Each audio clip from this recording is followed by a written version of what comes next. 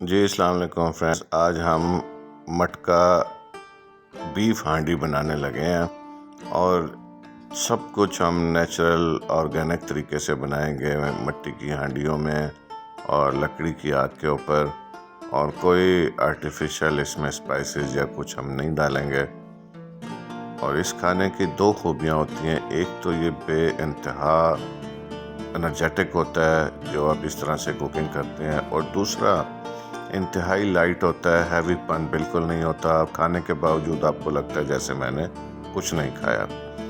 Beef हमने 2 kilo मंगा लिया जनाब। ये बोनलेस है और कुछ इसमें हड्डियां भी हमने शामिल करा दी हैं ताकि उनकी यखनी निकले, तो काफ़ी जो है ना अच्छा उससे टेस्ट आता है। आग सी जला ली गई है दो तरफ, और आग लकड़ी की मदद से जलाई है, और दो चूँकि हमने पॉइंट्स बना लिए हैं तो हमने कोशिश की है कि इसी लिहाज से फिर 2 हांडियों में गोश्त को तकसीम कर लिया जाए।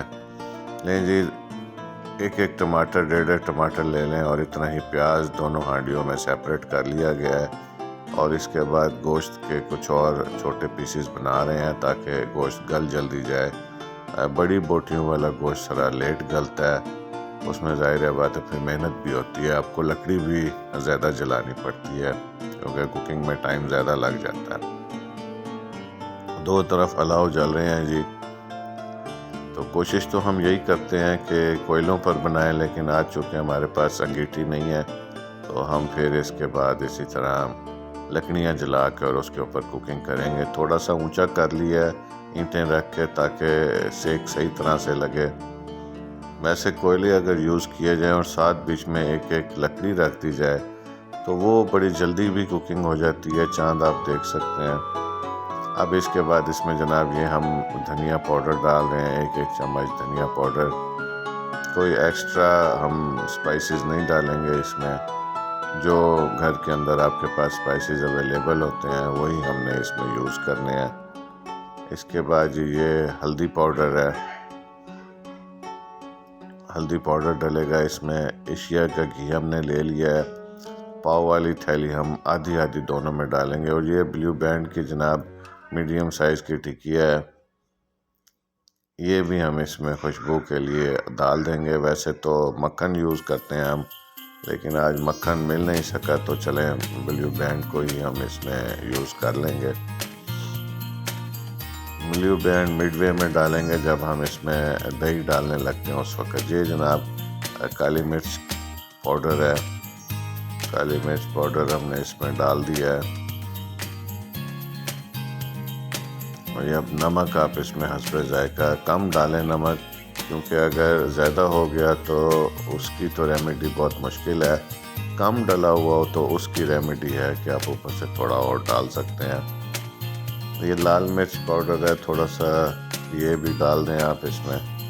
तो चलें, वैसे हम ये नहीं डालते होते, लेकिन आज चलें चूँकि थोड़ा सा कुछ दोस्त पसंद करते हैं लाल मिर्च को, तो उनकी फरमाइश पर हमने ये लाल मिर्च पाउडर भी डाल दिया है। और इसके बाद इसमें 1.5 से 2 गिलास हम पानी ऐड करेंगे, क्योंकि थोड़ा आग तेज़ है।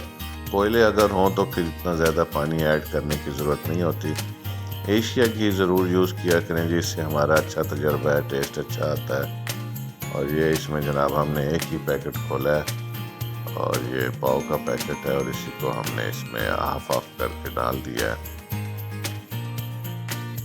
एक साबुत लहसुन की पोथी ज़रूर डाल दें, धोकर अच्छी तरह। इसका एक अपना ही जायका आता है, इसको आप सेपरेट सालन के साथ निकाल लेते हैं तो बहुत टेस्ट कराता है। मुझे तो ये बहुत पसंद है, क्योंकि पोथियों के अंदर से गूदा फिर बड़ी आसानी से निकल आता है। ये जी अब हमने इसमें पानी डालना शुरू कर दिया है, क्योंकि तकरीबन सब स्पाइसेस तैयार हो चुके हुए हैं। अब इसमें सब्ज़ मिर्च भी डाल दें, इसमें करीबन 3 से 4 मिर्चें एक हांडी के अंदर डाल दें।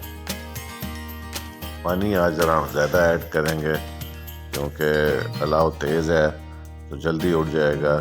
ये जी एक हांडी मसाला है जनाब, चिकन कोरमा मसाला। ये भी चूँकि अवेलेबल था तो चलें साशा हमने कहा आधा डाल देते हैं। ये ना भी डालें तो टेस्ट अच्छा ही आता है। नहीं जी, हांडियाँ हमने आग के ऊपर चढ़ा दी हैं और इनको ढक्कन से अच्छी तरह ढाँप दें। हमने तो आज सील नहीं लगाई, वैसे आप चाहें तो सील भी लगा दें। पानी डला हुआ है, लेकिन आधे घंटे बाद आपको सील के अंदर सुराख करके पानी के निकलने के लिए रास्ता प्रोवाइड करना पड़ेगा, ताकि ऐसा ना हो कि कुछ स्टीम का ज़्यादा प्रेशर बने और वो आपके बर्तन को डैमेज कर दे, क्योंकि बर्तन आपका मिट्टी का है। दरमियान में जब आप देखें कि अब हमेशा यकजान हो गया है तो थोड़ा सा आप चेक कर लें कि क्या स्पाइसेस ठीक हैं, कोई कमी बेशी हो तो फिर डाल लें। ये अब गोश्त गलने के बाद हमने इसमें दही ऐड कर दी है। दही भी आप हस्बे जायका ऐड कर सकते हैं। आध पाव एक में डाल दें, आध पाव दूसरे में डाल दें। नेस्ले का हमें योगर्ट अवेलेबल हुआ है जी, वो ही डाल दिया है। तो वैसे कोशिश हमारी यही होती है कि फ्रेश दही लिया जाए, लेकिन वो अवेलेबल नहीं हो पाया। ये खाना पक के तैयार हो चुका है, आप इसका कलर देख सकते हैं और गोश्त बिल्कुल टेंडर तरीके से गला हुआ है। शोरबा भी है, सब्ज़ मिर्चें भी नज़र आ रही हैं आपको। तो टेस्टी इतना होता है कि जनाब एक बंदा आसानी से 2 प्लेटें तो टेस्ट कर ही लेता है। बनाएं और एंजॉय करें। शुक्रिया।